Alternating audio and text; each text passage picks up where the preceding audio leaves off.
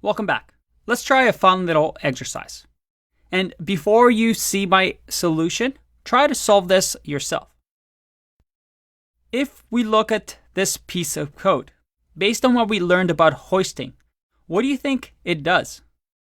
Well, here, if I just console.log 1 and run it, we get 2. That makes sense. During execution phase, the very last line was to assign 2 to 1.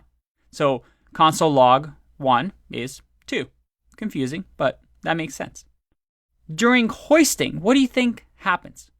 Well, during hoisting, 1 is simply going to equal undefined.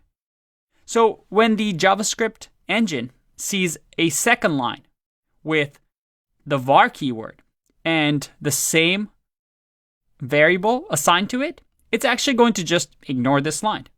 That is, it's going to say, no, I'm good. I already have 1 equals to undefined. I'm going to just choose to ignore you because we've already assigned 1 to equal undefined.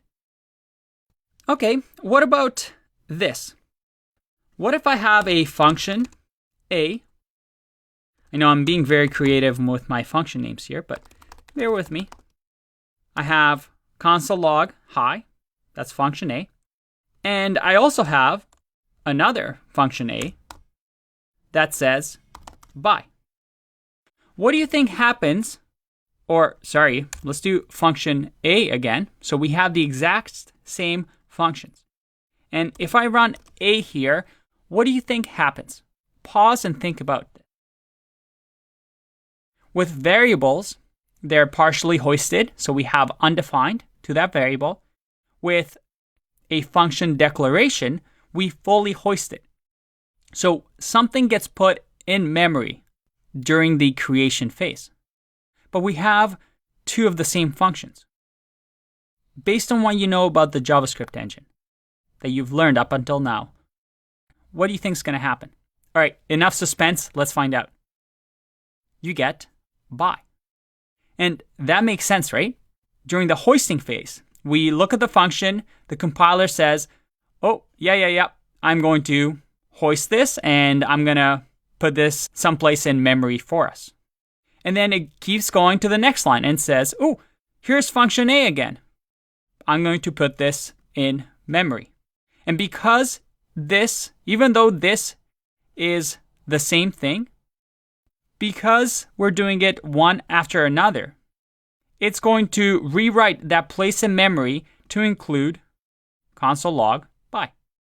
So that in this case, we've lost the ability to say hi with this function. We can only say bye. This is the case even if I put the A here, or even if I put the A here. And I hope by now that makes sense to you. Now, I have one more exercise for you.